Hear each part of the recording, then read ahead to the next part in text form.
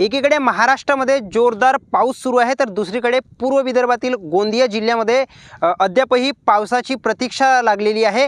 परिणामी गोंदिया जिल्ह्यातील जे धरणं आहेत, जलाशय आहेत आणि छोटी तलाव आहेत, त्यांनी तळ गाठायला सुरुवात केलेली आहे।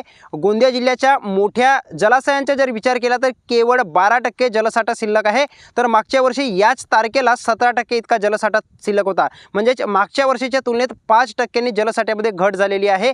मी सध्या गोंदिया जिल्ह्यातील कटंगी मध्यम प्रकल्पामध्ये आहे। आपण बघू शकता या जलाशयाने कशा पद्धतीने तळ गाठलेला आहे। ज्या पद्धतीने मोठ्या जलाशयांची परिस्थिती आहे, अगदी तशीच परिस्थिती जे मध्यम प्रकल्प आहेत त्यांची देखील आहे। गोंदिया जिल्ह्यात एकूण 4 मोठी जलाशय असून त्यापैकी पुजारीटोला धरणामध्ये सध्याच्या घडीला 31.29% जलसाठा शिल्लक आहे, तर सिरपूर जलाशयामध्ये 2.43% जलसाठा शिल्लक असून कालीसराड या जलाशयामध्ये केवळ 0.35% इतकाच जलसाठा शिल्लक राहिलेला आहे। तर गोंदिया जिल्ह्यातील महत्त्वपूर्ण प्रकल्प असलेल्या इटियाडह या प्रकल्पामध्ये 15.27% जलसाठा शिल्लक आहे।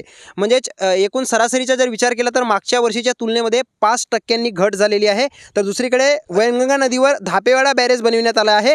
या धापेवाडा बॅरेजमध्ये 8.22% जलसाठा यावर्षी शिल्लक आहे, तर मागच्या वर्षी याच तारखेला त्या ठिकाणी 25.29 इतका जलसाठा शिल्लक होता। मागच्या वर्षीच्या तुलनेमध्ये मोठ्या प्रमाणात पाणीसाठ्यामध्ये घट झालेली आहे।